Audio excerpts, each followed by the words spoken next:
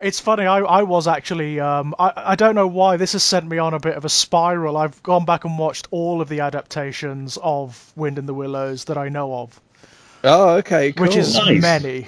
Many, many, many, many, many, many, many, many, many, many. It must be one of, it's like Alice in Wonderland. It must be one of the most adapted books out there. I would imagine so, and yet it doesn't have anywhere near, in my experience at any rate, the crossover. Oh, that's interesting. Yeah, absolutely. Yeah, it's an odd thing as well. I mean, I was thinking about it earlier. Very like Alice in Wonderland. It's a very unforgiving book to adapt into something like visual media because it doesn't have a plot. Oh no, of course not. It's just like it's these. I mean, Kit and I have discussed this before, just sort of informally. It's these little chapters that are like short stories. They're just moments. And even those self-contained moments are largely plotless. They're kind of experiential, aren't they? Yeah, it's almost a travel log. It's a travel log where no one goes anywhere. Right. There's an element of like a drama of manners about it occasionally. There are slight comedy elements. Sometimes there are slapstick moments. But there's definitely there's very little in the way of a through line or anything like that. I mean, I suppose you could look at Toad's arc, and he does have a kind of arc, I suppose. But even that is very thin. But I love the idea of a travelogue where nobody goes anywhere. Is there anything more English than that? Oh, yeah, right. Because that's the other thing that I realised that watching this adaptation in particular in preparation for this. Is this the most English story ever written? Wind in the Willows? God, yeah. I think it may tie with Three Men in a Boat. But Right. It's right up there, isn't it? And thematically kind of similar, you know. It's and not only that, but like given that we are going to be talking primarily about the Cosgrove and Hall film adaptation, the stop motion one from 1983, that adaptation is so quintessentially British children's media of that era. Yeah, is it not? Absolutely, yeah, absolutely. Well, even down to the cast, right? We've got David Jason, who for Cosgrove will be my childhood hero. In fact, as Danger Mouse, you know, and later on for me as Count Duckula. Right. Okay. Yeah. Sir Michael Hordern as the Badger, which is just the most perfect casting imaginable. Most badgery badger ever, isn't right? It's and also just so wonderful, like the most English badger you could possibly get. Yeah. I mean, he's even got that slight huffiness that's not only part of the badger's character; it's part of Michael Hordern's. It's his milieu. It's the way he acts. You know, where every other word he's like. Exactly. The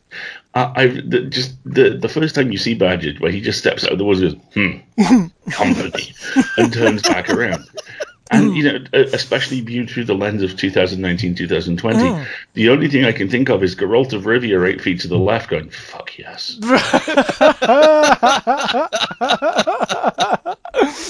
It's such a strange introduction, isn't it, for a character? Yeah. Especially in, like, a piece of children's media where you would expect the character to have some kind of explanation around them, for them to announce themselves in some way. And he just turns up, huffs, and goes away again. The thing I love about Badger is almost everything we learn about his character is by implication from the people around him. Right. Really, Badger himself, as you say, I mean, as an introduction, that's very unpromising. And yet, we kind of love Badger from the beginning because Rat loves Badger. Right. So he must be all right, you know? And he's also, I mean, it's like in the book as well. I mean, one thing I noticed rewatching this film recently, and it's the first time I've rewatched this Cosgrove and Hall adaptation for years. I can't even remember the last time I sat down and watched this adaptation. The Badger in the book, again, he, like you say, Kit, he has this presence, even though he's not in it very much. He doesn't physically occur very much, but is referred to in this very sort of profound way. There's something slightly Old Testament prophet about Badger, isn't there? He's got this feeling of being like a sage that all the other animals go to for advice and protection and whatnot. And that turns out to be absolutely true. And that is very, very much present in this adaptation. Yeah, absolutely. And I'm actually really glad that you brought up that you described him as a sage, and that he has that almost kind of wise man that lives outside the village kind of portrayal here. Because one of the things I find most interesting about this version is, if I remember correctly, the one thing they don't do, which is the Pan chapter. Yes, of course. I mean, the adaptation is like, it's so slavish to the book in many respects, in many respects, down to very fine details. And yet, like most adaptations, it cuts out the Piper at the Gates of Dawn. Which just... I know people who have loved this book since they were kids, but who have always bounced off versions which have had that chapter removed. Yep. And nothing generates a more slack-jawed moment of astonishment than when they go back and read it. And there is this 3,000 words of legitimate English folklore Fortiana. Right, this metaphysics. Sitting in the middle of their favourite book. It's so strange, I think. I think you're absolutely right. A lot of people I know have had that exact reaction, where you talk to them about, like, the metaphysics of Wind in the Willows, and they're like, what? What are you talking about? What on earth are you talking about? And it's such a shame. It's such a shame. I mean, I can understand why some adaptations do cut it out, because it does come out of left field somewhat, doesn't it? Like, tonally, it's very different from most of the rest of the book. I mean, you've got characters having, like, honest-to-God revelations as they're experiencing this incredible thing. And I can see, like, why this adaptation did cut it out. Or just didn't refer to it, because it would be very difficult to realise, I imagine. Very difficult to realise. Especially as, if I remember correctly in the book, it basically smash cuts from that to, anyway, Toad's disguised as a washerwoman and escaping from prison. Right, yeah. It is the oddest thing. I mean, I love that. I mean, Kit and I have discussed this before. We both love that chapter. I think it's beautiful. I think that chapter's probably my favourite in the whole book. Just because it's so moving, it's so revelatory, it's something that just doesn't happen within the rest of the narrative, the rest of the fiction. The rest of the book is so. I hesitate to use the term banal, but it's very down to earth, isn't it? It's about very small things for the most part. And yet in this one chapter, it just explodes out into something much grander and bigger than anything the characters conceive of up to that point. Exactly. And it almost feels like the moment where Mole is definitively accepted. Yeah. Because Mole has had such a quiet, solitary life, and then he experiences this thing which Ratty obviously knows can happen. And if I remember, like I say, I think there's an implication. This is not the first time Ratty's seen Pan. Right. And just from that moment on, it's almost as if, the riverbank is like, okay, so you know the thing too. Great. Yeah. And you could almost overlay folk horror narrative templates onto it, that you've seen the truth that we all operate from. You can stay now. Right. Right, and it's underlying as well, because after they've experienced Pan, of course, they forget, don't they? It does slide back into that weird kind of Oz Factor alien abduction thing, doesn't it? It's the thing everyone knows but no one can articulate. That's right, yeah. It's very strange. And it does seem as though almost all of the animals, certainly the ones who live more in the wilds, maybe not Toad, have experienced at some point in their lives. It's funny you saying that, because it picks up a thread. I mean, firstly, of course, the story is about a missing child that ends up getting returned. So the folk horror strand is there as well. And obviously the religious implications are interesting. I mean, I think Pan's a really interesting combination, a melding of kind of pagan imagery with Judeo-Christianity, actually, I think, in a really fascinating way. There's elements of his behavior that are very, very much reminiscent of Aslan. Hugely so. Right, which is obviously drawing from the Christian tradition, but at the same time it's Pan, Right. And I always think of the Lord of the Dance hymn, which is a kind of a hymn that seeks to meld that kind of tradition of Pan with the kind of Judeo-Christian, and it feels very much like that to me. It feels like it sits in that space, but of course that's not a really comfortable meld of images. That's not really a comfortable meld of traditions, because there's a lot of quite stark differences between those two schools. And I think some of that tension comes out. But the other thing that was interesting to me is you were talking about, the thing that, Mole's acceptance. It reminds me of one of my favourite moments in the books quite early on, where they're talking to Otter and then Otter suddenly disappears. And there's this little paragraph about how animals have this etiquette that if another animal disappears suddenly, you just carry on. You don't engage with it at all, and there's this kind of really kind of just under the surface implication, like, because animals get eaten all the time, right? Right. And sometimes animals eat other animals, and you just get on with it. It's just an accepted part of the culture. English is that as well? Yes, right. Yeah, you don't get involved. You just let it go. It's not of concern. A chap may get eaten by another chap, but we don't talk about it. But interestingly, it would be impolite. It would be improper to do so. I mean, that is so implicit. I mean, I would say that's even more implicit in the Cosgrove and Hall adaptation than in the actual text. There is this, I mean, something I did notice in the Cosgrove and Hall adaptation, there's almost like a slight classism that goes on. So when you've got they cut out the otter and they use that moment to introduce the weasels and the stoats. Yeah. And the weasels and the stoats in the Cosgrove and Hall adaptation are portrayed as sort of like working class, they've all got like very Cockney and very northern accents, whereas all of the main characters, the protagonists, are all very proper English upper middle. No, there is nothing slight about the. I'm sorry. Watching it this time, I was like, okay, the weasels are Cockney travellers, right? Literally. Right, yeah, right.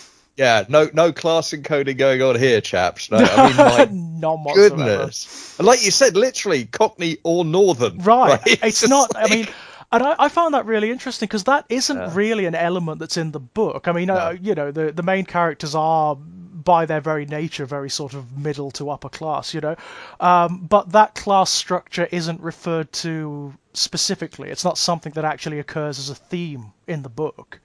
But it is here. Very much so. Yeah. And there's one kind of lovely, always throwaway gag, which is lodged in my brain since the moment I first saw this, and which almost speaks to the classism thing, and it's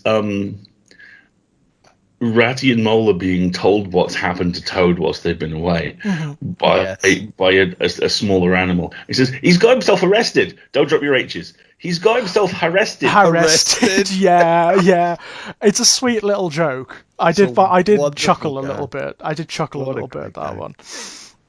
So that raises an interesting question for me. So Alasdair, when I told you the premise of the show that I do with George, this was the work you picked, right? And it was straight away you said, I want to do the Cosgrove Hall adaptation of Winnie the Willows. So can you talk a bit about why it was this was the thing you wanted to come on here and talk about? Yeah, it's really a couple of reasons. This was one of the very first books I was ever given as a kid. This is my mum's favorite book. And my parents are a retired teacher and a retired nurse. And my dad was an English teacher. So an awful lot of how I approach the field, an awful lot of how I approach narrative I got from him. And this is the one book which I got from my mum. And she really loves it. And she really loves this Cosgrove Hall adaptation as well. And I distinctly remember painstakingly, aged like 10, taping it from TV on a Betamax video cassette. Oh, wow. Labeling it. And I must have watched it 15, 20 times. Wow. Because it's... How can I articulate this? It embodies a very specific type of story for me. And it embodies something which, as I've grown older, I've come to realize actually sits on the boundary between two things. And on the one hand is the kind of darling buds of May, bucolic, everything in rural England is lovely thing. And on the other is the fact this is a book which it's very difficult to read the original version of and not go, this is a satire of the class system. Yeah. And as it's the reason I wanted to talk about it was because, like I say, it's been so formative. Because I bounced off it 2 or 3 times in my life, and I found something different in it every single time I've done so. And also, given my day job, given the fact I'm known as a horror podcaster and as a pop culture analyst, this is not a book people would naturally associate with me, and yet it's very important to me. So I thought it would be an interesting piece of ground to cover. Oh, that's very cool. Yeah, absolutely. And I was surprised when I came back to read it very, very recently for the first time in donkey's years. I can't remember the previous time I actually read it. It may have actually been in childhood. Another one of my favourite sequences, the Wildwood sequence. Oh, yes. Where Moley goes looking for Badger against the advice of Rat, of course, showing his naivety and also his enthusiasm for meeting this semi-legendary figure that he's only ever heard of or glimpsed fleetingly. That sequence is genuinely frightening. Yeah, I think it's wonderful. I mean, I recently had I've had the joy of reading Wind in the Willows to my daughter over the last couple of times, actually. It's one of the few books she's asked to have read to her twice, so it's clearly still having that impact. And yeah, that sequence is tonally very different again from the rest of the book. Definitely. As with Piper at the Gates of Dawn, it kind of stands alone. And it's interesting, Alasdair, you're talking about how, you're known for your kind of the pop culture and the horror side of things. But I think that for me, the thread I would pull on is to say the Wild Woods. That's a ghost story. That's a horror story. That sequence. Oh yeah. And I think it's quite. I think it's really masterful the way it handles it, because it's. I mean, reading it to my daughter meant I was reading it out loud, and the way the language builds momentum in the Wild Woods sequence is really quite astonishing. It's a really, really impressive piece of writing. It drives you to read faster as it goes. The pitter patter, pitter patter. It's really, and the rhythm of it it's just astonishing. I think it's just an absolutely astonishing sequence. The way too the language takes you out into what Mole is sensing. That's it. That is the basis of the horror, isn't it? There's almost like a Shirley Jackson quality to it. Where all the horror's in his head. It's not about the Wildwood in and of itself as such. He doesn't actually see anything, really. There's just all of these distortions around him that he's interpreting in particular ways, which we see, of course, because they do see the Wildwood in daylight later on, and it's not that frightening. Mm-hmm.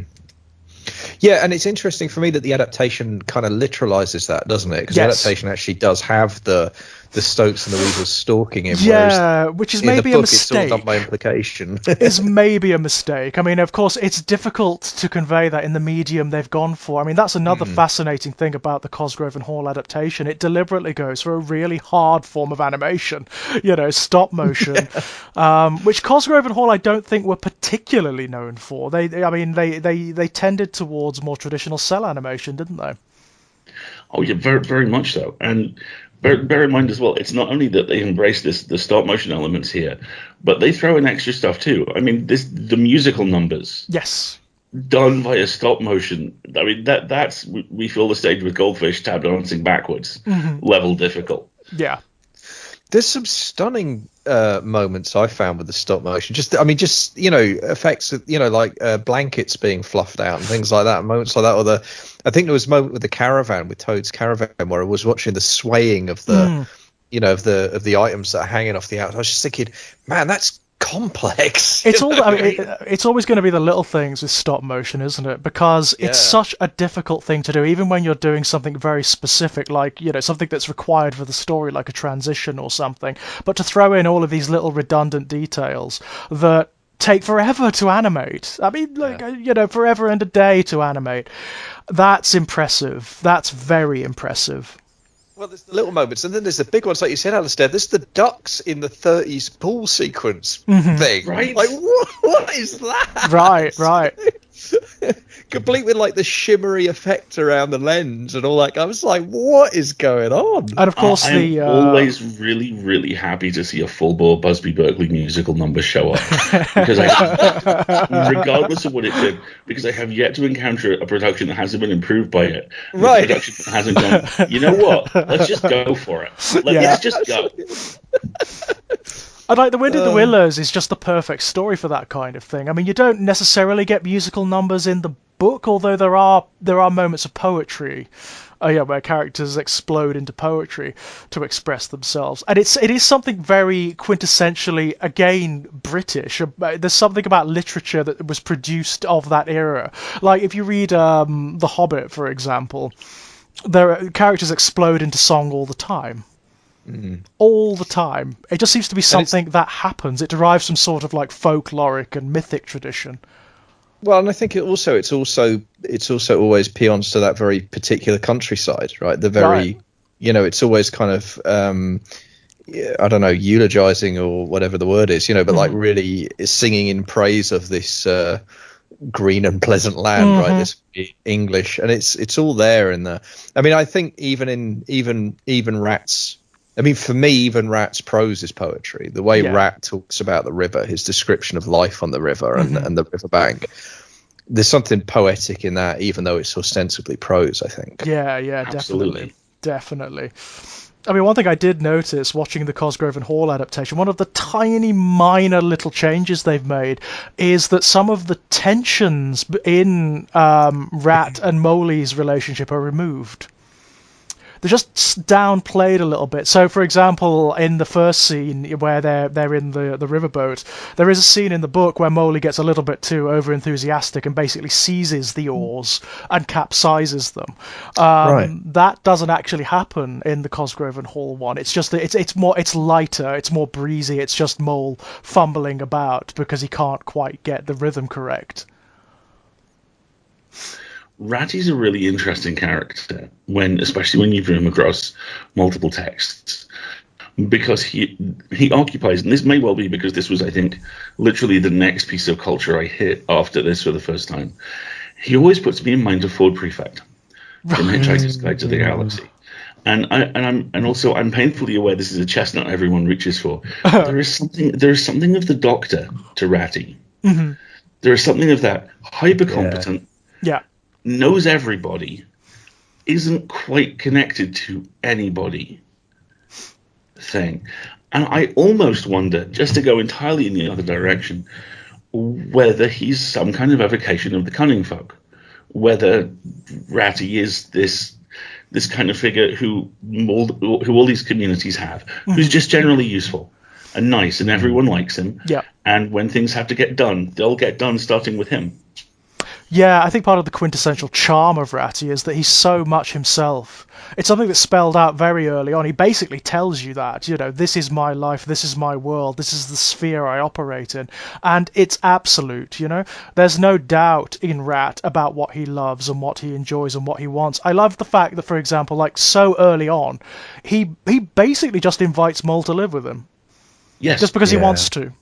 Just because he likes Mole, and he basically sees in Mole there is almost like a paternal relationship going on there, isn't there? He sees that Mole basically needs a little bit of experience outside of his burrow, and that's what Ratty is prepared to give him. Exactly.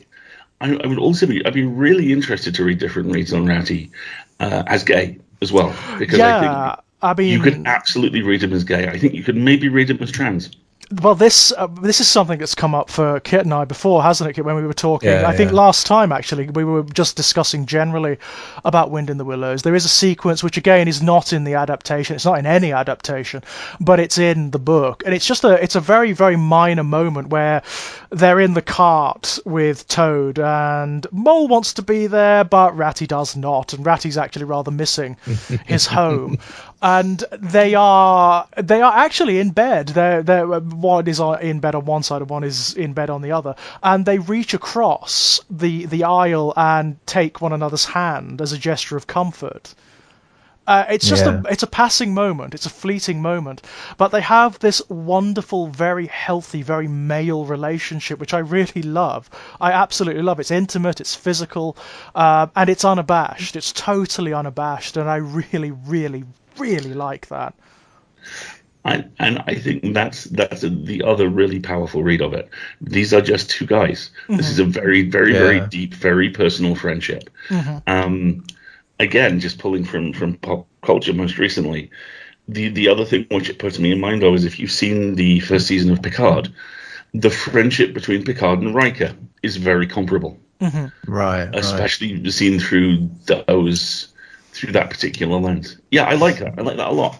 Well, it's just lovely to see, isn't it? It's just lovely to see in any form of fiction that kind of male relationship where it is unabashed and it is physical, and there's no concern, there's no worry about what the rest of the world thinks. I think a lot of that derives from Rat himself, because he is that character. He just doesn't care about Right. what the rest of the world does. It's like you said, Alasdair. He is hyper competent. You see it again when Mole goes missing in the Wildwood, and Rat is just like, okay, I'm going to go to the Wildwood, and no one's getting in my way.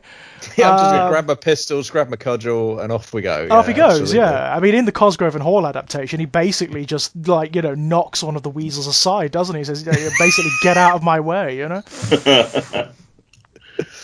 It's interesting though, because that hypercompetence thing. I mean, the other thing, talk about the Doctor and the English, and the word that keeps coming back to me for Ratty is decency, and decency is a very loaded word, and it's a word that I think can be very double-edged. I've seen the notion of decency weaponized in all kinds of horrible ways, and I think we can all probably think of examples of that. But as a core concept, as a core virtue, if you like, the Platonic ideal of decency, rather than perhaps what I would describe the perversion of it that we sometimes see from certain elements.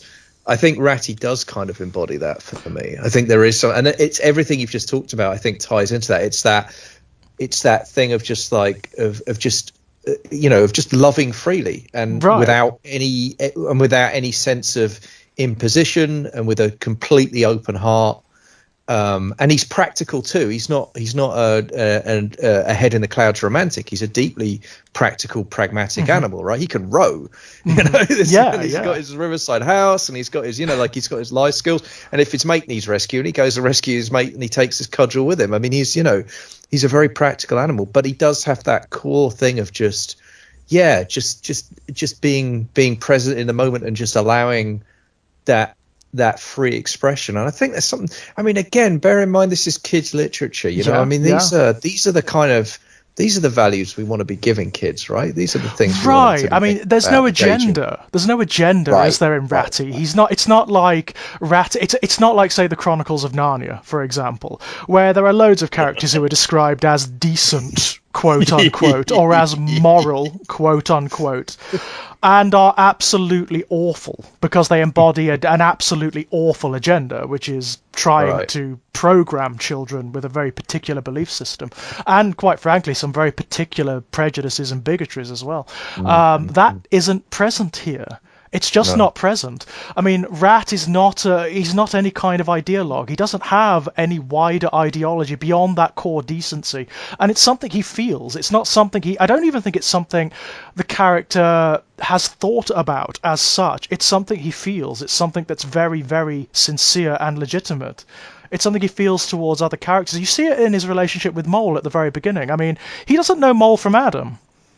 Right. He doesn't know Mole, but he just invites him into his boat. He invites him on a picnic, and then, you're pleasant. I enjoy your company. I'll invite you to live with me. And again, you can kind of see the opposite version of that with his relationship with Toad, where suddenly he so very clearly becomes a stand-in older sibling. Right. And it's like, don't stop buying things. Put that down. Stop it. Just no. Yeah, and again, I mean, Toad. I mean, Kit and I have discussed this as well. Toad could potentially be a very difficult character to like. He's got a lot of qualities that are absolutely infuriating, self-destructive even. But Rat does see the best in him. I mean, I think the first time Toad is introduced again is through conversation between Rat and Mole, and Rat says that Toad's all right. He's a decent guy underneath all of these problems that he has. It's just that sometimes it's difficult to reach that decency. Oh, I'd forgotten that. I'd forgotten that the very first time he's introduced it, it's literally what Dave means to say. Yeah.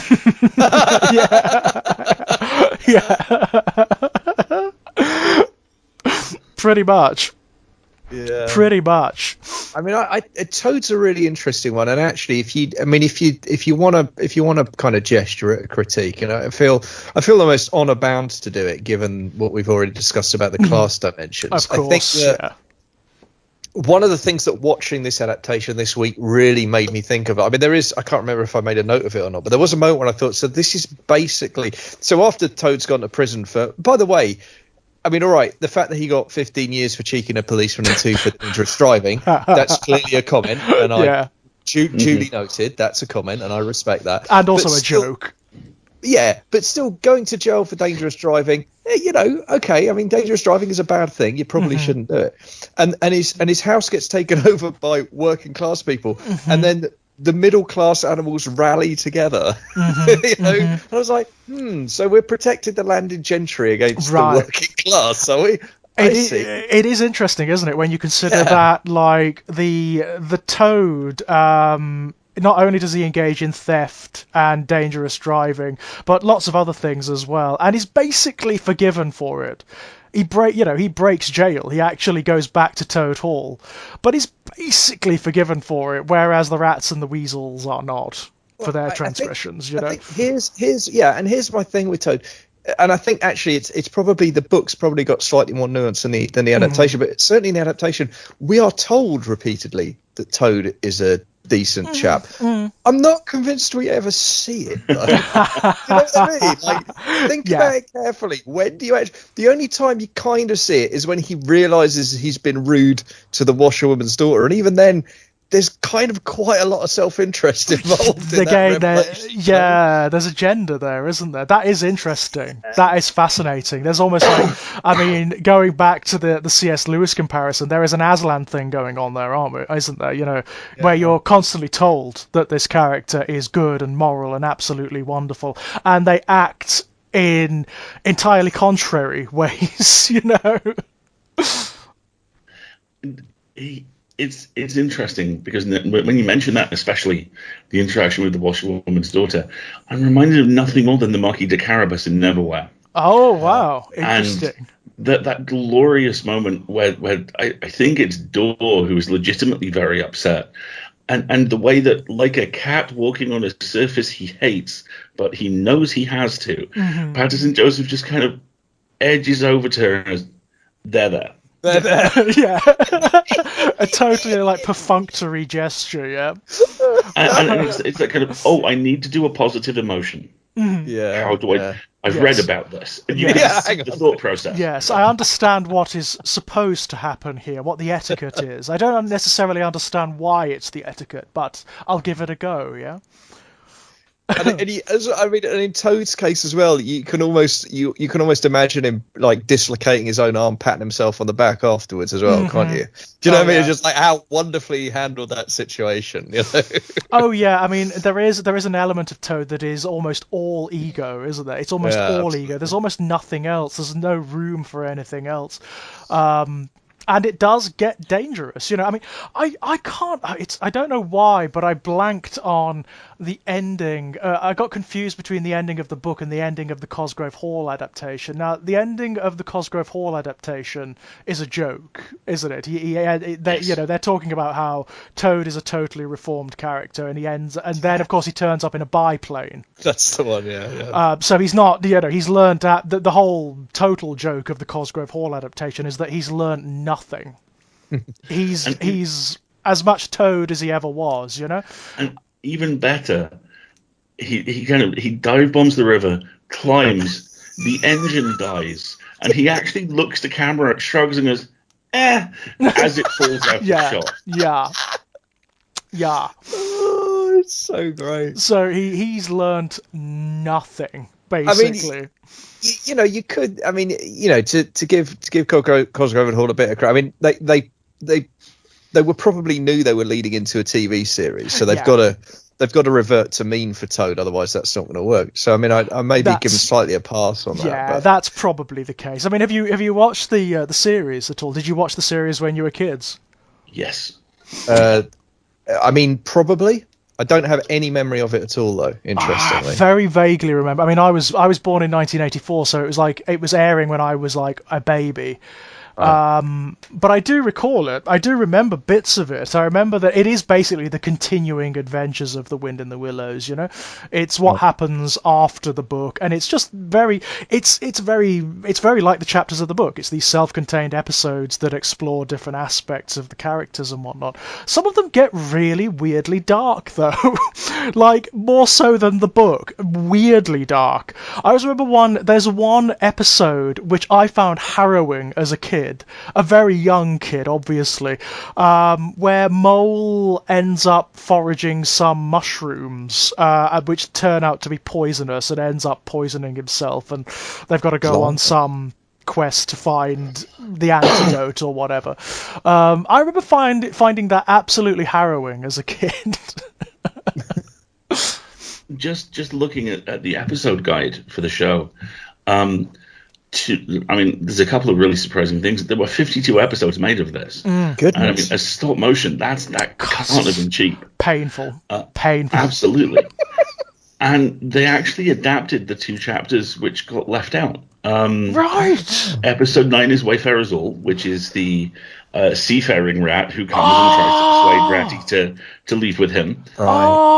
Oh, yeah, another one of my favourite chapters, by the way. I love that one. I love that one so much. And episode 12 is Piper at the Gates of Dawn, and they go full pan. Right. Wow. God, I don't think I ever saw that one as a kid. I've got to go seek that out now. Yeah, we've got homework. The box set of the show is surprisingly cheap. Right, okay. Right. I've got to see that. I mean, that chapter with the seafaring rat, it's the only time really you get Rat doubting his own status and his own life, where he actually does feel that wanderlust. You know, Yes. where he actually wants to go. He actually wants to leave the confines of the river and go out to the sea and to other countries. And I love the speeches. I love the river rat, the sea rat speech. Well, it's a story within a story, isn't it? Yeah. If I remember rightly, it's an incredible narrative. Yeah, and it's really this, and it's a real epic. It's a real sweeping epic narrative that this story that you get. And I love that kind of. What I love about it is as well, like he's obviously an unreliable narrator too. So you're in that wonderful liminal space of like how much of this is history and how much of this is self-mythologizing, you know. Right. And I mean, all of that just feeds into the atmosphere, I think, of that sequence. It's it's really pure good. romance. It's pure romance. I mean, ultimately. Well, and I was just going to say, and it comes out of nowhere and goes nowhere. I mean, it's wonderful, isn't it? It just absolutely. Yeah, I mean, in most other narratives, Rat would have gone, wouldn't he? He would have gone and had the adventure. But ultimately, what he does decide is that his place is at the river. That is his world. That's where the adventures are, you know? I kind of think... go on, Elsa. Back to your point about how dark the TV show got. There is a story arc in season 4, which is the railway coming to the Wild Wood. Oh, so it goes slightly Animals of Farthingwood, yeah? I don't think they ever hit the kind of Game of Thrones level body count. No. I don't think Game of Thrones hit the body count that the Animals of Farthingwood hit. Certainly not the levels of violence. See, now you've got me thinking of a like Wind in the Willows, Thomas the Tank Engine crossover, and I'm loving that. Oh, well, that would take the class issue down an entirely other route. There you go. Considering that all the trains on the island of Sodor are effectively slaves, you know? Well, I just love the idea that while the aristocracy, the middle class, and the working class of the countryside are fighting amongst themselves, here comes industrialization. Oh my God! You actually are you actually vouchsafing a kind of internet crossover fan fiction where Wind in the Willows takes place on the island of Sodor? Oh, I could see that working. Yeah, I could I'm too. sorry. I mean, yeah. The real villain was the fat controller we met along the way. I'm just saying. My God. Even better, the last episode of the TV show, Toad makes a film, which includes him getting married to the Chief Weasel's assistant, apparently. And all right. Seriously, and look, literally one of the final things is Badger remarking to Mole that Toad has actually given them all a little bit of magic and preserved their way of life for after they're gone. And just, wow, this got quite, as you say, it's got quite dark. It's got quite intense. Right. Yeah. I mean, that feels like that it's almost lamenting the loss of the world that Wind in the Willows is describing. I mean, Exactly. that's we'll always have the Shire in our hearts. Right. I mean, that really is. That's dark. That's the you can never go home again narrative, isn't it? Right. God, Wow. I never realized. As I say, I only remember bits and pieces of the series. I remember images. I don't remember like individual episodes. So I've got to go back and watch this now, especially those two missing chapters from the book. I've got to watch The Piper at the Gates of Dawn. Yeah, definitely. Especially as I say, from what I can tell, it's played absolutely straight. Wow. It isn't. And now here is an angel. Here's Pan. Wow. Excellent. That's fantastic. I mean, there are a couple. I mean, a couple of the adaptations have the Piper at the Gates of Dawn. The Rankin Bass one, the American one, does, but that also has the shonky American accents and whatnot, and quite a few questionable musical numbers as well. I mean, the stage adaptation I saw as a kid did it, which was National Theatre. Again, I know you and I, George, spoke about this on the Flash Gordon show, but yeah, and that was. I mean, that was Griff Rhys-Jones as Toad. I mean, that was, and right. I think it was Richard Pryor as Ratty. I mean, that was a pretty serious cast. Yeah, pretty good casting. But yeah, they did Piper, and it was fantastic. Hard to realise, on stage. I think the way they did it on stage was they just had the light hit the animals, they had them stare up over the audience, and then they just had the voice come in. Right, yeah. And actually, it worked perfecally because it kept it ethereal, yeah. Exactly. Well, the audience were Pan, right? We were put in that position, in the physicality of the space, and that worked. That worked really, really well. Oh God, that's slightly Brechtian, isn't it? That's kind of weird, To my eternal shame, I saw the Exorcist stage play. You are forgiven. There's no judgment here. Oh my God! You both know enough about me to know that my default approach when I come to any piece of culture is, oh, good. Yeah. And at the end of the first half, I was still like, oh, good. And then I was aware that my friend Sarah, who I was seeing it with, was actually convulsing next to me. She was just folded in half, laughing. And she looked at me and went, "Shall we go?" And I mention it because literally there's a single thing the stage version of The Exorcist does right. And that is that they obviously got through Ian McKellen on a weekend in his home studio to record all the demon's lines. Oh my God, you are kidding. Oh, I'm not. Ian McKellen as Pazuzu. It is Ian McKellen as Pazuzu. It is, and this is a point which will be lost on any American listeners, but I may be about to wreck the pair of you. It is Peter Bowles as the senior exorcist. For those of you unfamiliar with this, the idea of casting Peter Bowles in the Max von Sydow role is akin to, how can I put this? Norm from Cheers playing Dirty Harry. Yeah, that's about the size of it. You know what's immediately going through my mind now? It's the power of Christ compels you line. Yes. Yep. Oh yeah. And I genuinely mean no disrespect to Mr. Bowles. He was a statuesque sitcom actor, but as an exorcist. Doing the Max von Sydow role, I mean, the gravitas, the natural presence of Max von Sydow. Oh my God! I didn't see this one, I hasten to add, but the only casting moment I can find that I think comes anywhere near that is when they did. I don't know, you may already know about this, but when they did the Broadway edition of the stage play of Stephen King's Misery, and for Paul Sheldon they cast Bruce Willis. Oh my God. So, like, Misery with vests and explosions, yeah? Look, I remember I told this to James Murphy, one of my podcasting friends, co-author, a guy I'm working with on a novel at the moment, and he said, Bruce Willis? He said, I can't even imagine Bruce Willis reading a novel. No. That's let alone writing one. It's kind of brilliant, though. I want to see it.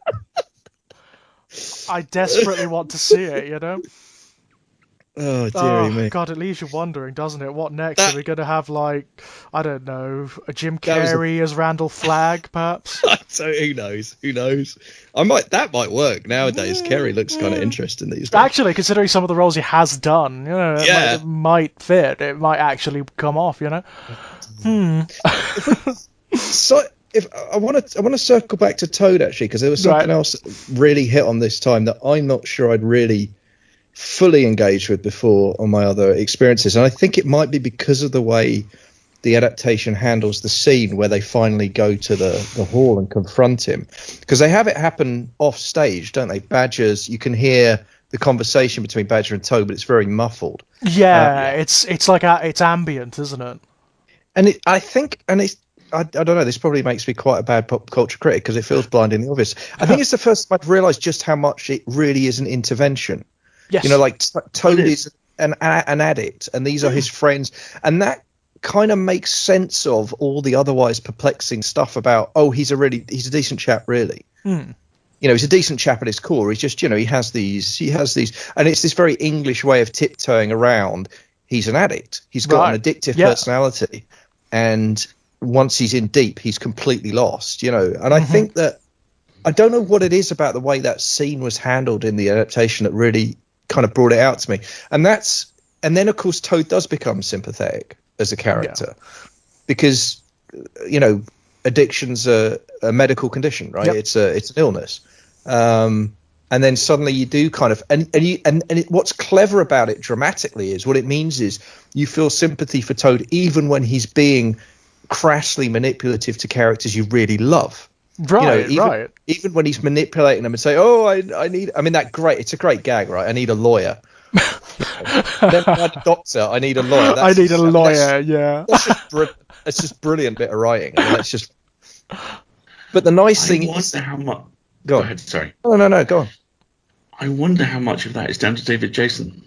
And down to what he brings to it, that you have this guy with this hugely beloved reputation playing someone who is, to be fair to him, a shit. Yeah, pretty much. And whether, you know, that whole, we know Toad's awful, but it is Toad thing. Strange as it sounds, this would play brilliantly in a double bill with The World's End. Because they're actually surprisingly similar stories. A charismatic maniac causes low to medium level planetary damage, and his friends do their best to help him out. Yeah, I could definitely see that. Yeah.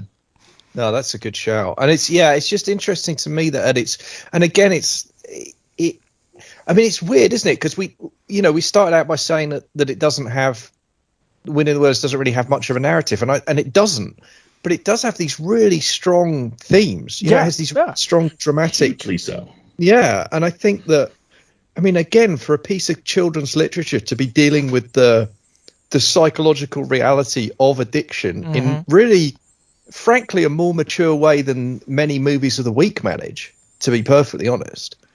You know, the way it captures Toad's abject, but also the way that when he's in the throes of his addiction, he will be cunning. You know, he will use his intellect. He will manipulate the people around him.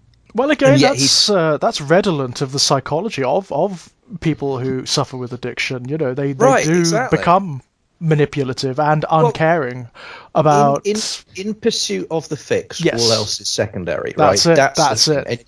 And you do what you go to get to where you need to get to, right? I mean, that's the core of the addiction, whatever the addiction is. And I just think I was just so impressed by how this absolutely 100% kid show was just depicting this with a level, as I say, with a level of psychological realism that you frankly don't always get in the quote unquote adult versions of that story. That is absolutely true. And in fact, in a lot of narratives that are considered to be marketed at adults, you know, it's surprising how often that does happen. I certainly very recently, there's some great children's media out there. There's sort of been like a renaissance of children's media over the last half a decade or so, and there's some beautiful stuff out there that deals with themes and concepts that a lot of adult fiction wouldn't touch with a barge pole, and when it tries to, does so badly. Yeah. But here we are in 83, you know. Yeah, I mean, that makes it even more significant, doesn't it? The fact that it is in 83, and also the fact that it is, as we've described, this very quintessentially British story about a a particular bucolic vision of what Britain is, where we don't talk about these things, we don't directly address these things. In fact, the sort of British cultural way of engaging with matters like addiction is to ignore them, or to deny they exist, sublimate them, you know. But that's through the entire book. It's not just something in this adaptation or in this particular narrative. You've got these very profound questions about who we are, about notions of self coming up again and again and again. I mean, look how the book starts, where you've got Mole basically abandoning his familiar life. That's very un-British too. You know, where he's doing very familiar things and he just abandons it. He just leaves it for something entirely new. But then there's also the beautiful moment of the return, which again, I think the adaptation, it's one of my favourite moments in the adaptation, is when Mole bursts into tears. Yes, yeah. And just sits down. And it's interesting because in the book you have more of a clue what's going on, because you get a sense of Mole's nose going and he picks up a familiar scent. And he feels that it's described as a tug, isn't it? He feels a tug inside him, just gently. Just this gentle tug that's pulling him. It's beautiful. It's a beautiful piece of writing. But they actually do it, I think, in the adaptation really well without any of that internal dialogue. You just get Mole's reaction. Mole suddenly sitting down and bursting into tears. And it's such a beautiful moment. And also it's interesting because, like, the way Rat reacts to it is so wise, because actually the accusations that Mole levels at Rat aren't really fair. They're not, because Rat didn't know what was going on inside of Mole. How could he know? Mole wasn't saying anything. Like, literally all that he knows is his mate sat down and started crying. But the way Rat just says, well, I've been a dreadful ass. I've been a selfish animal, and I'm terribly sorry. And it's just, again, the wisdom of Rat, the decency of Rat. It's such a beautiful scene, I think. It's a lovely message to give to little boys who would be watching that scene as well, i.e. it's okay to cry, it's okay to be upset.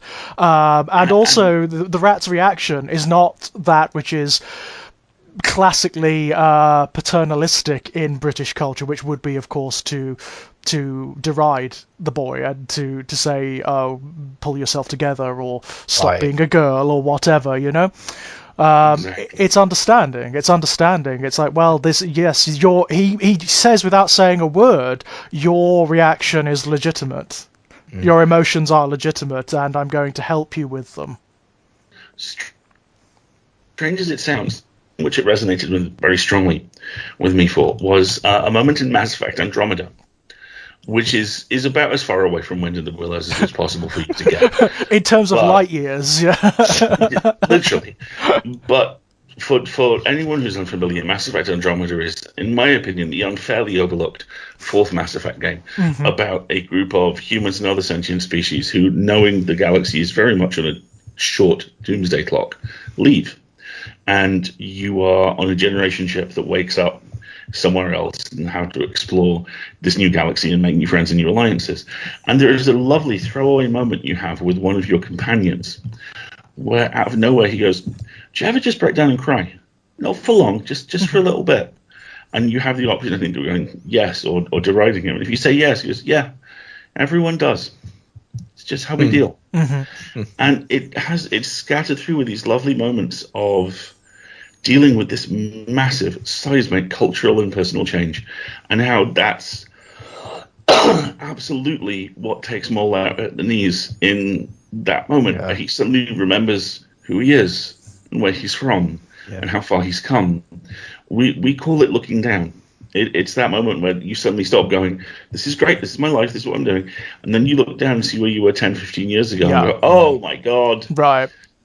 And you know, that's when you lock the door, make the tea, and start eating the cake. Yeah. But it's, I mean, yes, but there's also what I love is that, and sometimes you want to go back. Yes. And sometimes that's okay. Yeah. I mean, that's really interesting, because that never happens, because all of like the hero's journey narrative is about forging forward. It's all about relentlessly pursuing and achieving and attaining, and this is a moment where not only does Mole have, as you say, the looking down moment, but Rat says, okay, let's go see, let's go home. Yeah. And I just, oh God, I love that. And you know, and then Mole gets back and he's like, what have I done? This place is shabby. And Rat's like, it's fine. Let's have a look in the pantry. We'll find some food. And it's really, yeah, it's so counter to that standard heroic narrative. It so cuts against that. And it's and as a result, for me, it's just, I don't know. I found the poignance of it so interesting. And I don't know how much of that is inherent in the scene and in the pathos and in the writing, and how much of it is just the novelty of it, you know. Right, yeah. I think it's both of those, honestly. It hits a little differently for me because I grew up on the Isle of Man. You know, I grew up in this tiny little rural community. And I mean, we were talking about this with a friend earlier today. My graduating year was about 300 people at my secondary school. Right. I am, the last time I checked, one of 3 who has not gone back. Wow. And the pull to return to communities like that, and I'm not deriding it at all, I feel it, is massive, because you understand completely everything about where you are, and you know everything about what you can make your life out of. My sister, who wasn't born on the island, has moved over and never left. And it's such a difficult thing to capture, and it's done with such kindness here. That moment of, as you say, I want to go home, and a lot of the time, to varying degrees, you can, and I kind of love that. Yeah, I think that's right, because the myth is that you can't, right? That's what we always tell ourselves. That's the heroic myth. You can't go home, right? But I just love that, because it's interesting. I mean, my childhood wasn't identical, but it was. I grew up mainly in a series of small villages, first in the north of England and later in North Devon. And I mean, my year up to the age of 16, the village I lived in was population 450. You know, so wow.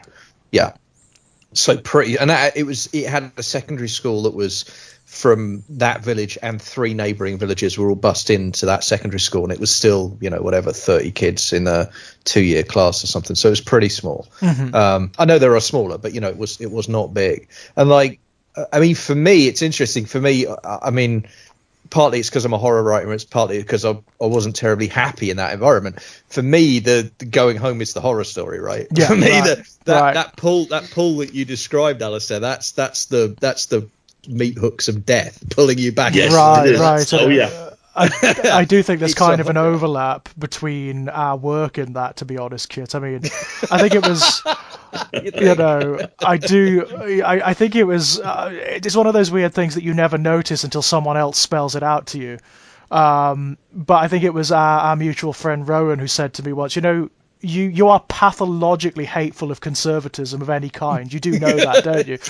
And I was like, I haven't heard it put in those terms, but yeah, I get it. I get it. But what I love about this particular portrayal of that phenomena is it acknowledges the complexity of it without overstating it. It's very elegant. You have to sort of delve in order to get that. And also it's non-judgmental, like most of the book. It's exploring the experience of these characters, because it doesn't have a plot, because it doesn't have any overriding narrative.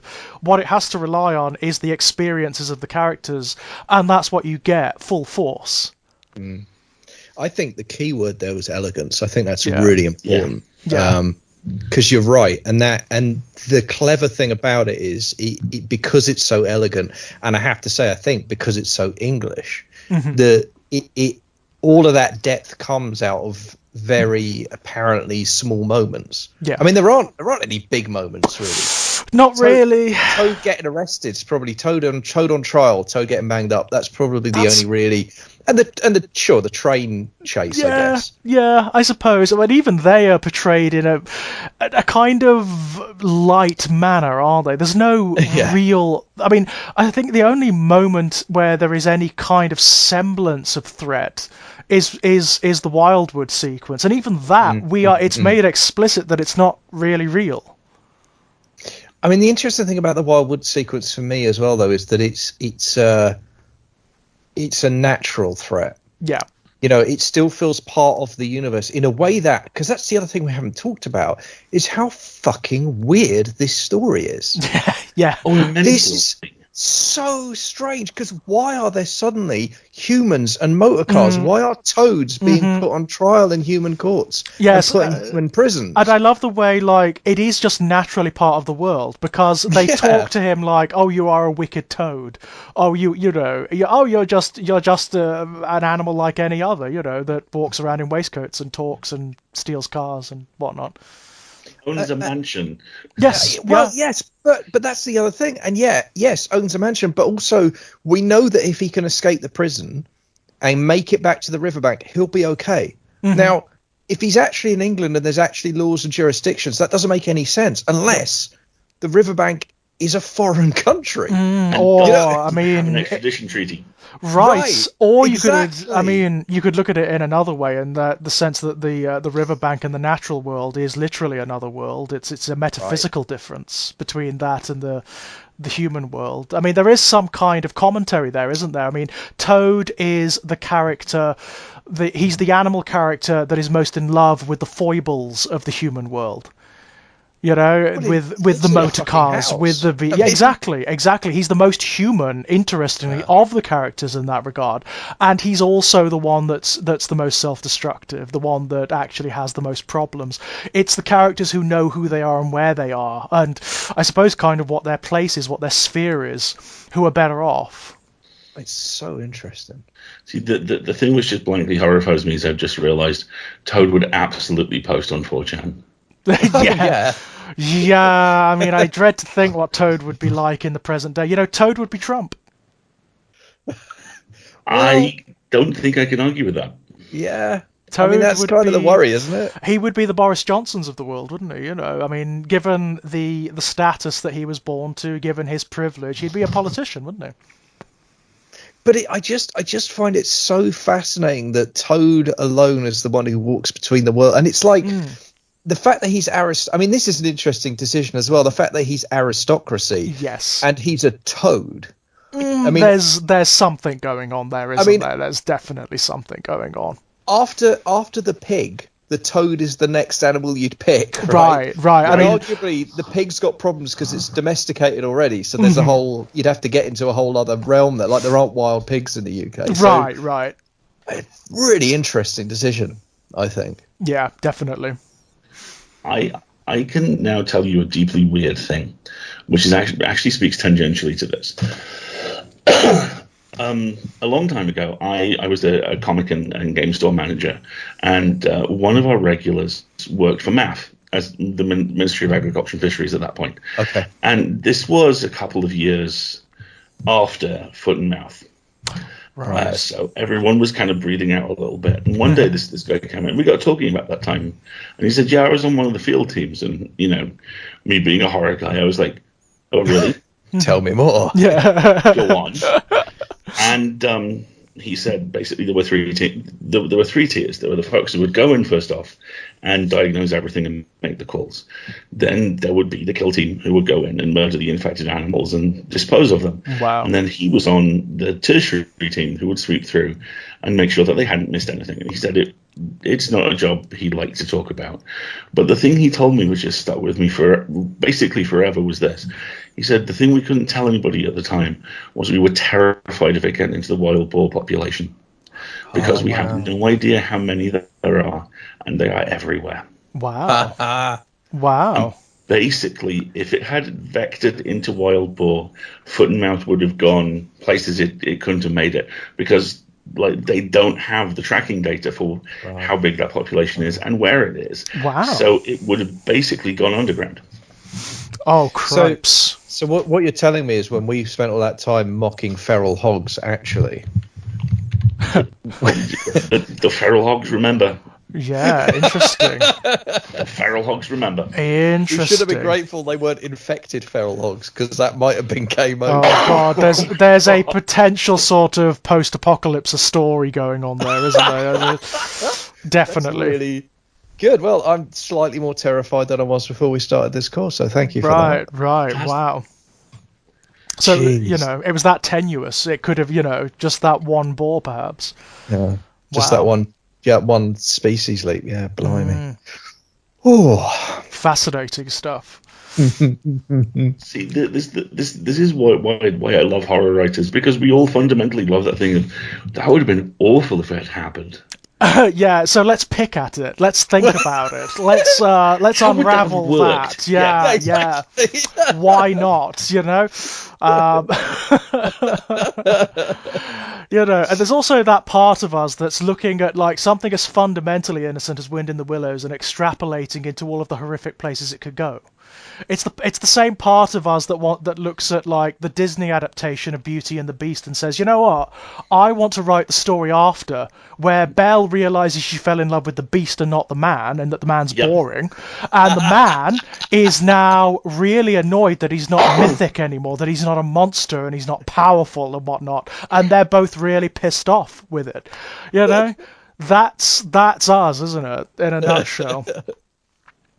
but I mean, going back to the Wind in the Willows, this adaptation, and that, I'm still picking, I'm afraid, at this Toad thing and the Toad and the good.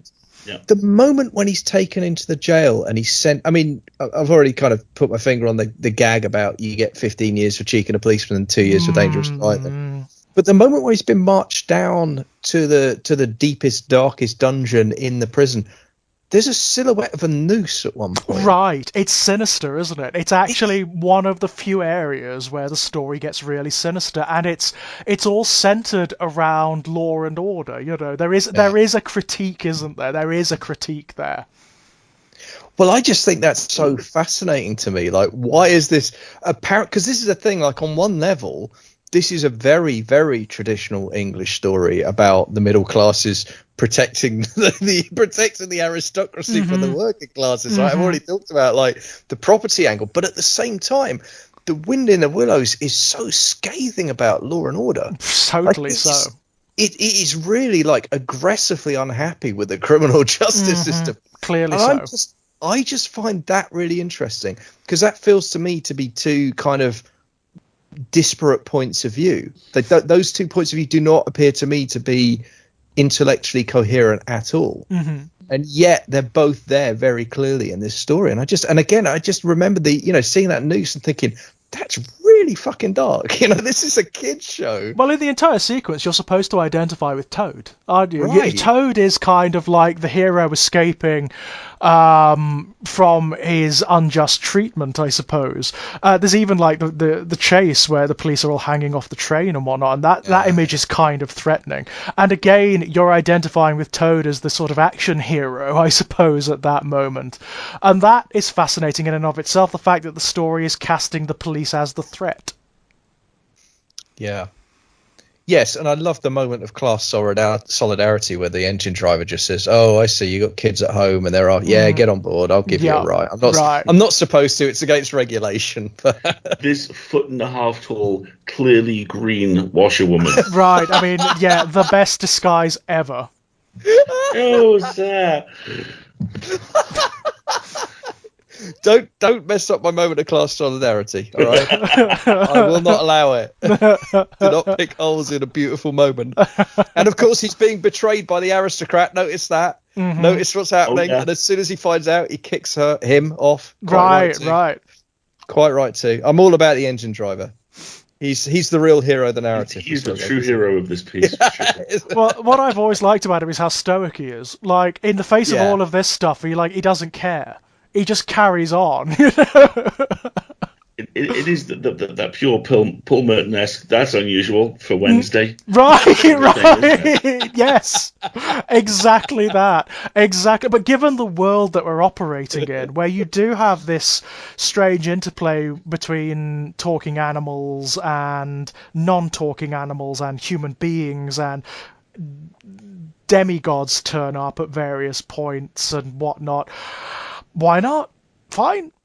And yet it doesn't feel that way, does it? When you're reading the book, certainly, and when you watch the Cosgrove and Hall adaptation for that matter, there's never a point where you stop and think, well, that's weird. It just works. It fits somehow. That's the fascinating thing for me, because everything I've just talked about, all the stuff that I say I'm finding really confusing and really strange and really weird, none of it feels strange in the moment. It doesn't. None of it does. And like that to me is the real genius of the storytelling. Because why doesn't it? Why does it work? And I think I've got like clues as to why. I think one of the reasons that it works is because all of the human caricatures are very grotesque caricatures. Very much so. I mean, the judge and the stenographer, But very much. All of them. The couple in the car are these weird upper class. The policeman is fat-faced and weird, like just, like whatever. The whole thing is just like, but they're deliberately caricatured, like the features are exaggerated on all of the humans. There's like a Gorman-Gast grotesquerie going on, isn't there? Yeah, there is. Yeah. And it's like the animals are the real people and the humans are these marionettes, these I don't know, commedia dell'arte type archetypal but grotesques. And it's fascinating that you never see any of the other characters interacting with them, isn't it? I mean, I can't even imagine how some of the other characters would interact with them, like Ratty or Moley, Well, that's it. You can't picture it, can you? Nope. Toad's the only one it makes any kind of sense for. I mean, I think the only time you ever see any of the other animal characters interacting with the human characters is after they've been ran off the road, and I think it's Ratty shouting after the motorists, shouting insults and epithets after them, which he's captured brilliantly in the Cosgrove and Hall adaptation, by the way. I wonder whether the slight sense of unreality in this is because it has a common foundation with Winnie the Pooh. I wonder whether you had the Thousand Acre Wood and the Wildwood are different names for the same place. And that willingness to kind of weave this story that shouldn't work so plain-facedly into everyday life is actually the thing where it just gets by, where it hides nothing. Right. And by hiding nothing, you're just like, okay, that's a toad dressed as a washerwoman. Yep. And it doesn't make a muchness of it, does it? It doesn't like dissemble or try to explain itself. It just goes with it. It's earnest, and that helps as well. Because if it did try to dissemble, if it did try to sort of over-mythologize this world, then it wouldn't work. I think it's even more fundamental than that. I think if you try to explain this, it falls apart. But I'm just fascinated by the storytelling lesson that therefore just don't explain it. Right. Just keep going. That's really interesting. It is, isn't it? Just assume that it's correct, and the reader or the audience will assume that it's correct too. Like, how does that work? I don't know. Because it appears to fly in the face of a lot of what I've ostensibly been taught about world building and about rules and about how you set a fiction up, especially a fiction where you're going to be messing with reality in some way, whether it's science fiction or fantasy or I guess horror to a lesser degree, but where you're going to be changing the rules of reality in some fundamental way. There's all kinds of very careful guidance about how one does that. Right, and I mean, even most of the fiction that this would be a contemporary of does, to some degree, explain why what's happening is happening. Winnie the Pooh's, Winnie the Pooh is a brilliant touch point for that, actually, Alasdair, because the interesting thing about Winnie the Pooh is actually Winnie the Pooh does have an in-fiction explanation for what's going on. On some level that what you're seeing is Christopher Robin playing with his toys. Playing games, yeah. Absolutely. Alice in Wonderland is another great example. It's Alice bored at her lessons and imagining a world for herself, and dealing with some very deep, dark issues for a girl of her age.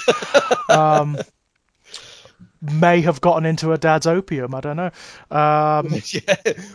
Whereas Wind in the Willows just fucking goes for it. Yeah. Let's go. It is literally true that Toad lives in Toad Hall. It's not a metaphor. It's not a dream or an hallucination. There is a Toad who wears waistcoats and drives cars and whatnot. There is a rat who has a lovely little river house and goes on picnics and a rowing boat. Yeah, that's the way it is.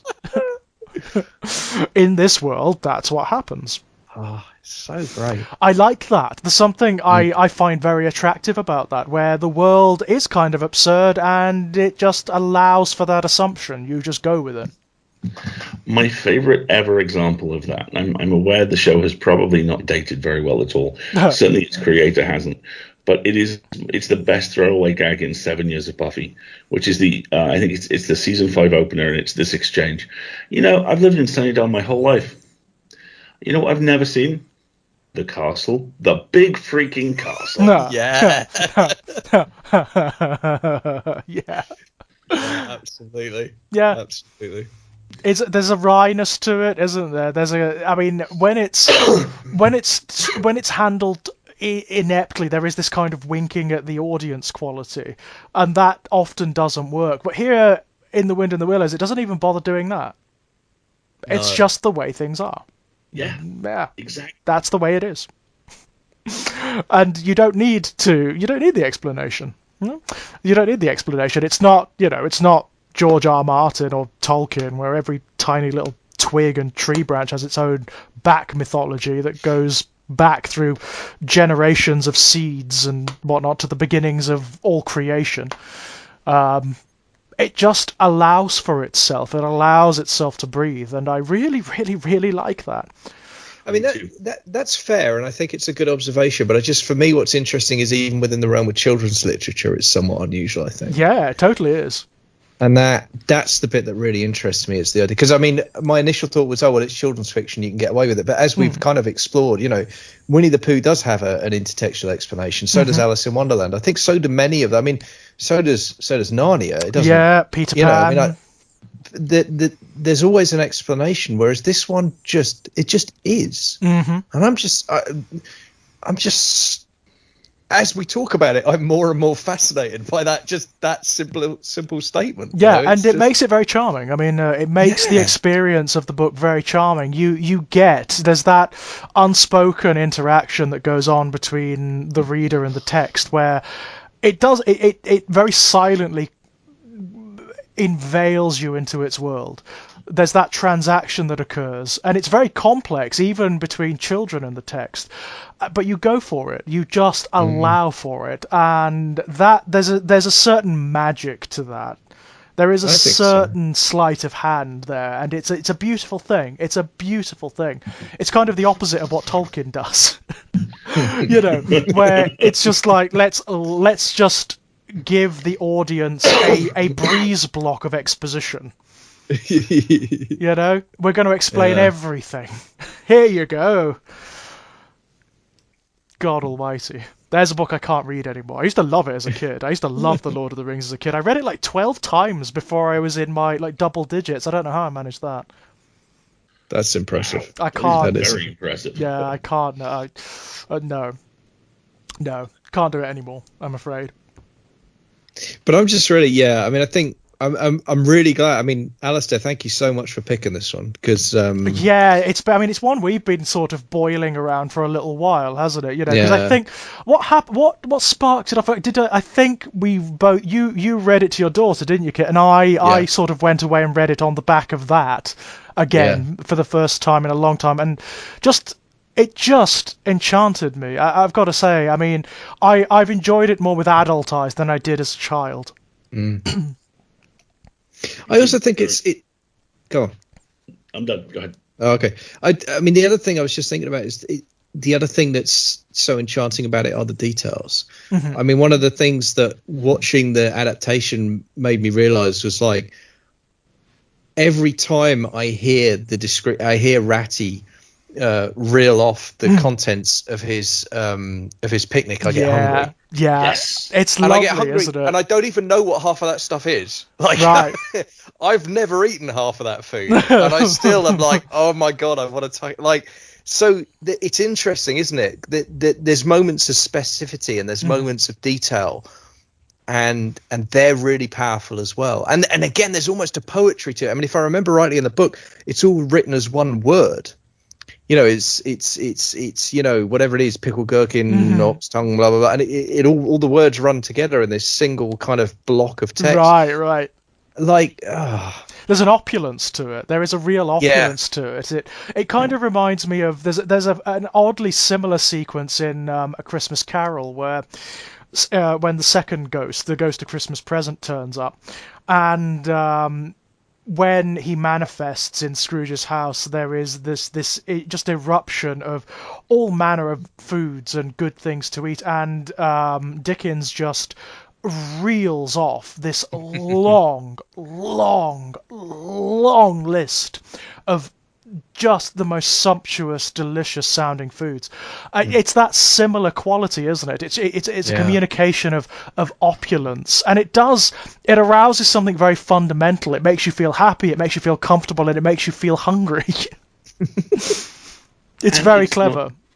And it's in the case of Ratty as well, it's not presented, or any of the food is not presented as something, as a stick to beat people with, because if I remember correctly, it's the moment where they go back to Mole's place, and Mole's bemoaning that he doesn't have anything in, and Ratty says, yes, no pâté de foie gras, no champagne, and it's food as a leveler. It's kind of, no, this is lovely, and when we have it, it's great, and when we have something else, that's just as good too. Right. The celebratory aspect, I absolutely love. It's food as fellowship, right? Yeah, as a rite. And we're back to the kind of Judeo-Christian thing about breaking bread, I think. Yeah, absolutely. There is a sacred quality to it. Yeah. There is a sacred quality to it. It's a bonding mechanism, isn't it? And Rat has that wonderful line where it's like, you've got a sardine key, so there's going to be a tin of sardines somewhere. Right. And that's beautiful. I mean, that's faith, right? That's loaves and fishes almost. It's kind of, yeah, and it makes me wonder, is there something conscious about that? Is there something conscious about that? Who knows? I mean, that actually brings us back to the adaptation, because one of the things I did notice about the Cosgrove and Hall adaptation is that it removed the more pagan element of Pan and introduced slightly more Christian elements of the children singing Christmas carols and hymns, which I thought was interesting. And I think they're actually used to mark the passage of time as well, aren't they? It's used to move us into the third or fourth act. Yeah, that's one of those moments where the rubber seems to hit the road a little bit. I have a vague memory when this was first broadcast of it being presented as a highlight of Christmas. Right. So I wonder whether that was we need to get the carols in there. Now that does make sense, actually. That does make a lot of sense, because it is, if you view it outside of that context, it's slightly incongruous. Because it doesn't really fit with the rest of the story at all. It doesn't have any relevance to it at all. No, I mean, but it is a lovely sequence. Yeah, and I kind of like the way the adaptation uses that moment to have the carolers inform Ratty and Mole of the imprisonment of Toad. Actually, I think that's quite elegant. Actually, again, I think the way that's done. I think that's actually where he's got himself arrested comes from. That's it. That's yes, it. Right. It is that exact sequence. That's the moment. It's that exact sequence. Yeah. Which in the book, of course, occurs just after. Is it just after the Wildwood sequence? It's where they're in Badger's Earth, isn't it? Badger's Set or whatever it's called. But yeah, it's an interesting sequence, that, because again we're back to Mole's homecoming, aren't we? That's all tied in with that. But yeah, that's just I love that, and I love that kind of, and again that does, I don't know, there does feel something English about that as well somehow. The kind of I mean, it's not English, it's universal, it's human. The eating together is a very human thing, and a very kind of a way that people are brought together. And I guess just in this particular adaptation, it's got the English spin on it because it's an English story. But yeah, I found that, and that's just an interesting thing, isn't it? It's the details you forget about, but then they hit you with a real force when you revisit the work. Right. And bring it all alive again. And I think there's probably a useful idea or lesson about storytelling in there somewhere, isn't there? Well, it's a fascinating experience, isn't it? I mean, I'm sure you guys have done it. When you go back to artifacts of childhood, and the reaction is very, very different from the experience that you remember. Very often, I find in my own experience, it's often quite negative.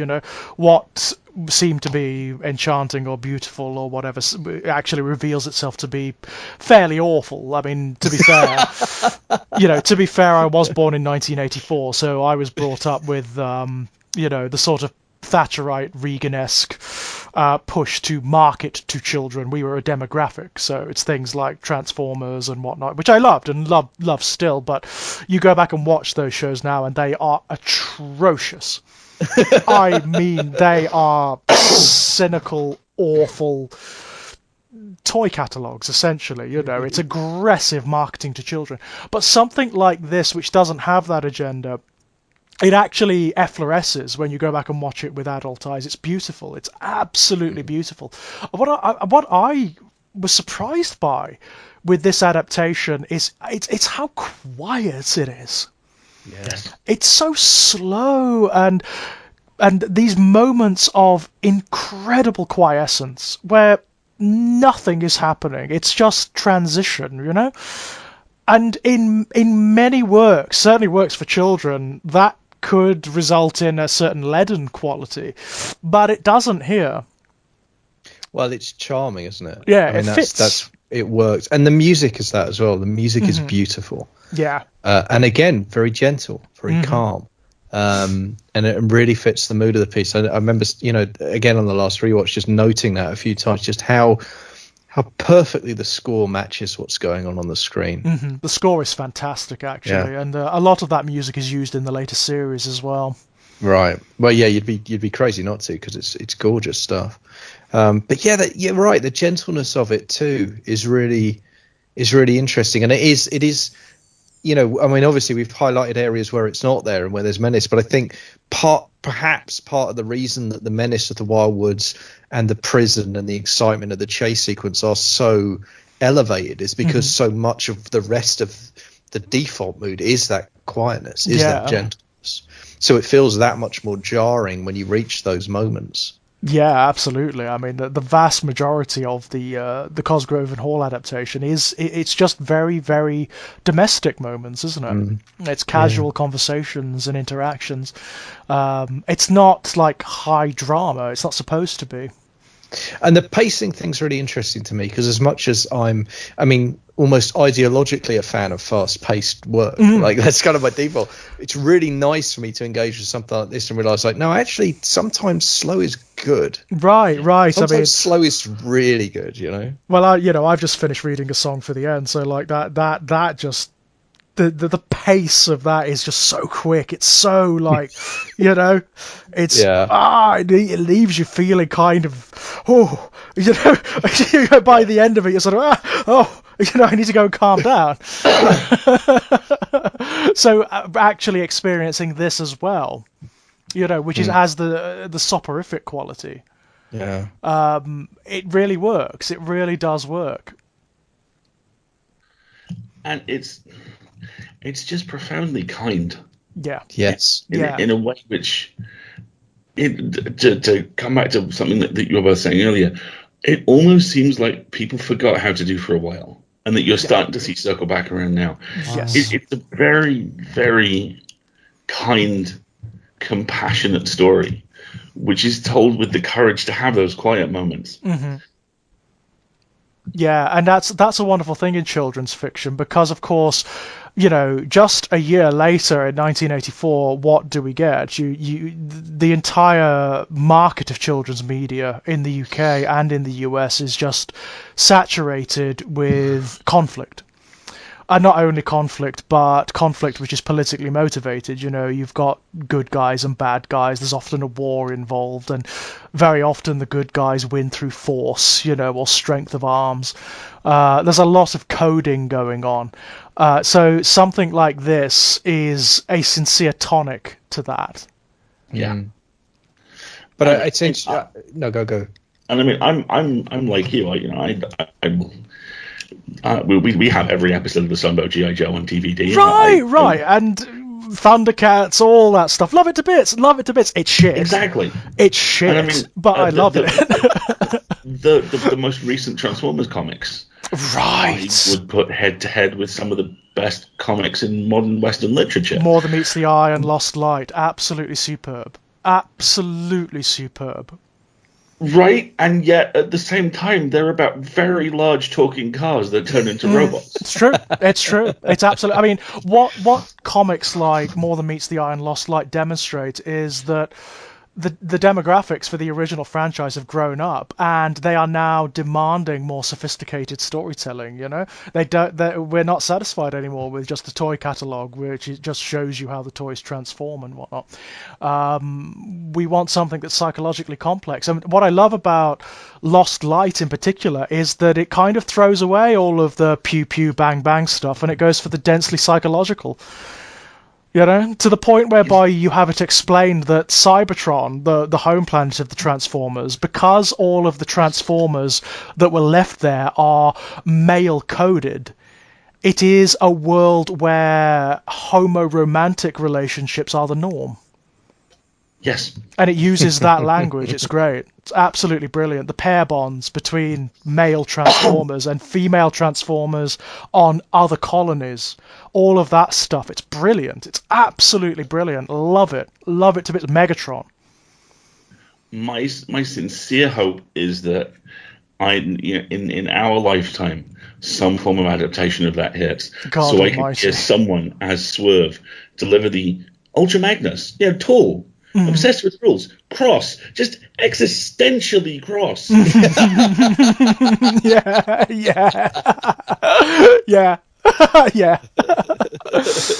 Man.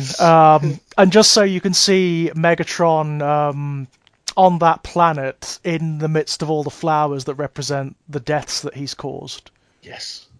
Which is one of the best sequences of practically any comic I've ever read, quite frankly. Oh, yeah. Amazing stuff. I have successfully sold that book to people as picture Waiting for Godot mixed with Red Dwarf and Speed. That's pretty much, that's pretty accurate, yeah. Sold. Also, really funny.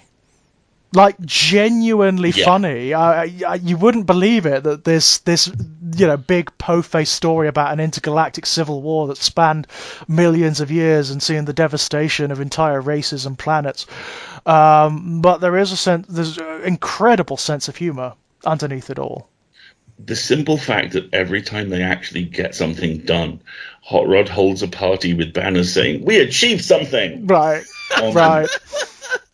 Kills me.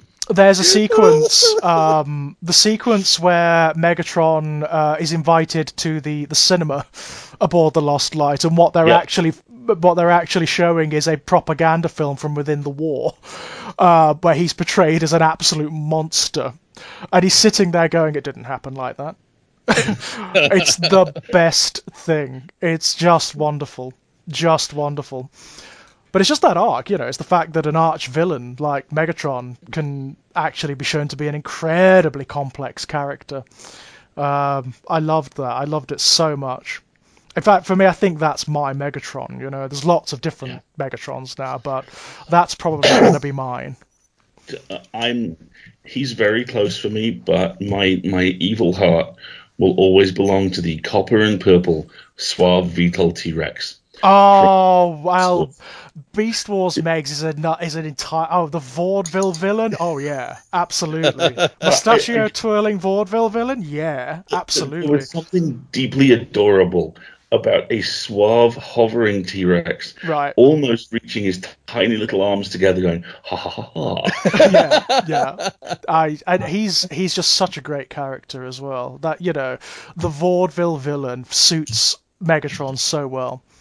Also, the fact that he ends up turning into a really big red dragon at the end really helps me. I'll always go for the dragon, Oh, yeah. Anywho, I feel we've gotten a little bit sidetracked here. Just a little. Just a teensy-weensy bit. I sense there's another podcast incoming. I was going to say, I think you two maybe need to get a room. I sense a podcast incoming on the back of this. In fact, Laura Mauro was talking to me about this exact subject. Right. She likes she loves the Lost Light and more than meets the eye comics. So maybe we could get her on as well. That'd be ace. I'm absolutely there for that. Yeah, that'd be superb. Absolutely superb. So, guys, I think, unless anyone has anything else they'd like to talk about, I think we've kind of wrung this one dry. I'm good. Yeah. Any closing thoughts from you guys? I'm pretty happy. I did want to note, actually, something that I've learned during the course of this podcast, because I had the Wikipedia page up for the cast. Right. Alasdair, you were talking about David Jason as Toad, obviously really important. I didn't realise he's also the Chief Weasel. Yeah. Oh my God, really? Yeah. Yeah. So there you So go. he actually gets to argue with himself. Right. So I think we've just proven that David Jason got all the good gigs, basically. Sounds in the like 80s. it. That's pretty amazing. Even in Winning the Willows, he got the 2 best gigs. Well, he was So, yeah, that's definitely great. Cosgrove and Hall's favourite, wasn't he? I mean, he was in everything. Man. He was in everything. Danger Mouse was so. Maybe we should do a Danger Mouse at some point. Danger Mouse would be Count ace. me in Yeah. for Danger Mouse. Totally up for Danger Mouse. 'Cause As long as I get just- to talk about Duckula as well. Yeah, well, yeah, all right. I just want to wax lyrical about the opening sequence. I think the opening sequence is ace.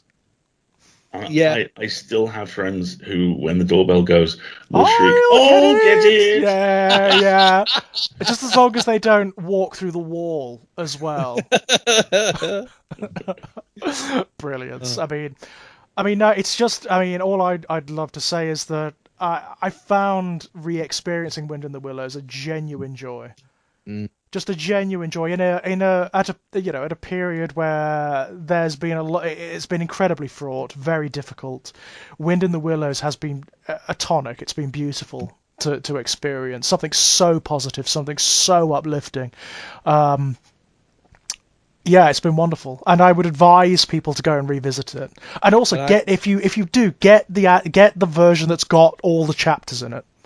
Yeah, for goodness sake. Yeah. I mean, I just want to as well. I think Alasdair made the point towards the end that I think is worth underlining. It's like it is the kindness fundamentally above all else. I mean, we've talked a lot about a lot of the different qualities that are really good about this, but I think you're right, Alasdair. I think the absolute key is the kindness, and that's what makes it feel still kind of almost. I mean, alien's a strong word, but what makes it stand out so much, Right. in the environment of the time and in 2020 is that and actually Stoats and Weasels aside, and I've kind of vented my spleen about that, but all of the principal cast are motivated by kindness, all of them, and they engage with it to greater or less degrees depending on their own weaknesses. I mean, Mole is a bit impulsive and can get a little bit jealous, and Toad's got an addictive personality, and Badger's antisocial, but they're all fundamentally motivated by that kindness, and they enact, that's their kind of natures, that's their default state. And Rat's kind of a bit of a paragon maybe, but that's okay. Yeah. But like the point is that infuses the entire narrative, and I think that there's something it is a quality that is in 2020, I would say, chronically undervalued. Absolutely, yeah, totally. It's lovely to see, isn't it? It's lovely to see something that values that and extols it as a virtue. Yeah. I'd maybe go one step further and say this is, in particular, an adaptation whose time is coming around again, because I'm seeing very early indications of that exact kind of celebration of kindness and as you said, the version of decency, which isn't straight white American Christian, but is just helping out. Coming out in one of the places that seems to suit it best. It's the driving force behind the new season of Star Trek Discovery. Right. And the emotional honesty of Wind in the Willows and the fundamental kindness and decency of it is actually being continually folded into Disco in this incredibly clever way, which is simultaneously massively science fictional and nerdy, and at the same time intensely personal. And I'm hopeful that this is what we're going to start to see next. That after 4 years of What's It Hitler and all the horrible, horrible bullshit we've all had to suffer through, you're going to start to see stories about people who aren't dull, but who at the same time are just there to help. Right. I mean, it's actually something you have been seeing in, as I say, in children's media for a while now. I mean, there have been cartoons that have turn the traditional tropes of children's media as they are from the 80s and 90s on their heads. So things like Steven Universe, for example, which is an absolutely gorgeous cartoon. It's a gorgeous cartoon which extols the virtues of just being who you are.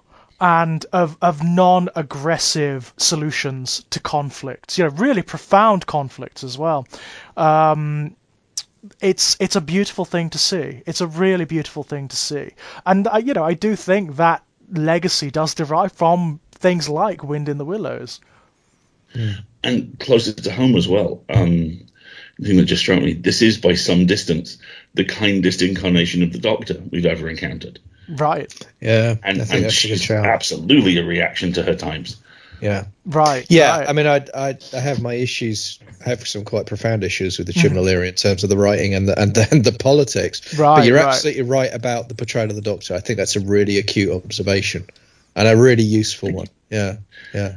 Something they should maybe start would leaning probably into. Be a very bad time for me to mention that I'm actually kind of angling for a Black Archive spot. Right. I'm closing. I'm actually in final edits on a Black Archive on Day of the Doctor, and I really, really want to do Timeless Child as well. And I'm seeing. We're going to see how the next season or so plays out, but that could still be a lot of fun. So I will keep you informed.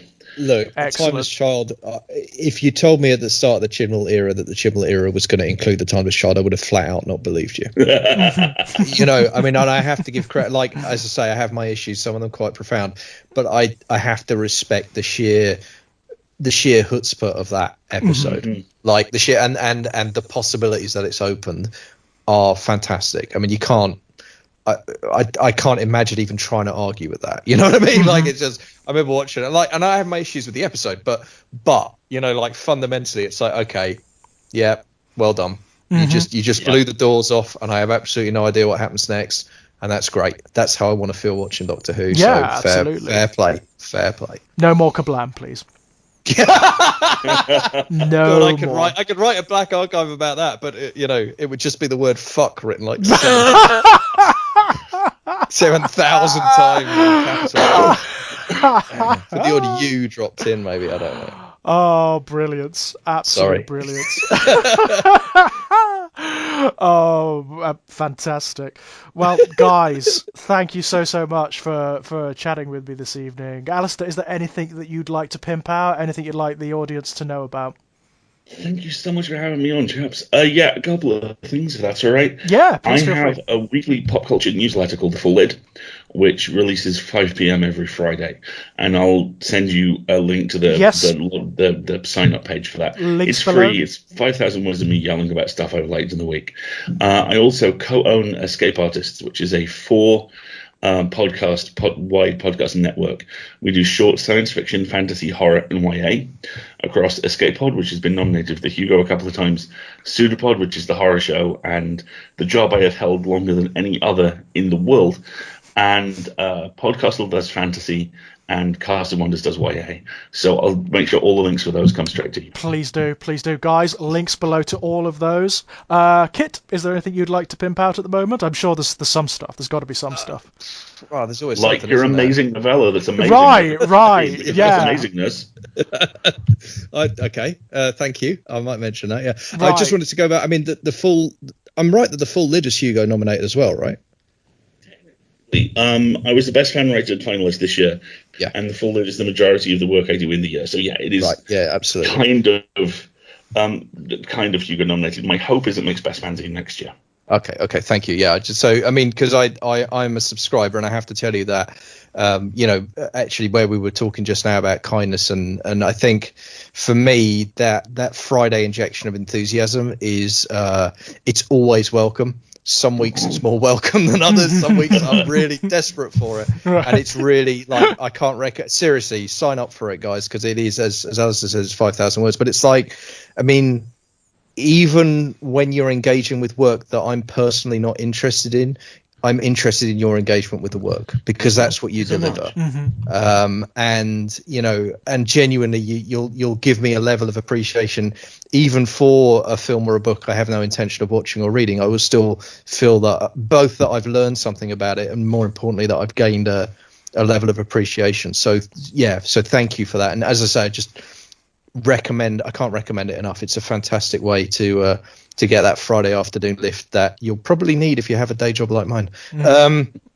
So yes, in terms of my own stuff, I do have a novella out. It came out Halloween. It's called A Song for the End. Right. It's about a band who writes a song that ends the world, and it's available in Kindle edition and an absolutely gorgeous hardback from Horrific Tales. You can get that wherever you buy books, and if you are looking to get the hardback, please do order it through an independent bookshop if you have one that still exists, because we'd like them to still exist, please. Absolutely. All of my paperbacks are available with ISBN numbers through bookshops. All of my ebooks you can only get through Amazon, because sometimes you can't fight the demon. So go to Amazon, search Kit Power under books. Please don't just search Kit Power, because you'll end up with adapters and Power of Attorney kits, which aren't gonna fulfill the thing that you're after. I'm on Twitter at Kit Gonzo. I have a Patreon, patreon.com/Kit Power. If you sign up to the Patreon for $1 a month, you will get something new from me every week. That may be audio, that may be written work. At the moment, there's an exclusive podcast with my good friend Jack Graham, where we're rereading the entire Sherlock Holmes canon and then recording a podcast on each and every story. 4 episodes of that already available. There's also early access to Of Human Bondage, which is the podcast I'm doing with Christine Kelly and Sam Maliki, which is where we're watching all of the Bond movies and trying not to kill ourselves afterwards. Good luck. And those are also available online if you search for them as well. The very best of luck to you on that one, Kit. Better you than me, I'm telling you. Links below, by the way, ladies and gentlemen. As for myself, you can find me knocking about here on the Exaggerated Elegy channel on YouTube, where currently I'm doing a Let's Play of Clive Barker's Undying, which is lots and lots of fun. You can find my fiction over at strangeplaygrounds.com, including the latest short story collection, which is Born in Blood Volume 1. Volume 2 will be out relatively soon, all being well. And you can also come and chat to me over at Enigmatic Elegy on Twitter. So, that being said, guys, thank you once again for coming on, and I will hopefully speak to you again soon. Bye-bye. Bye.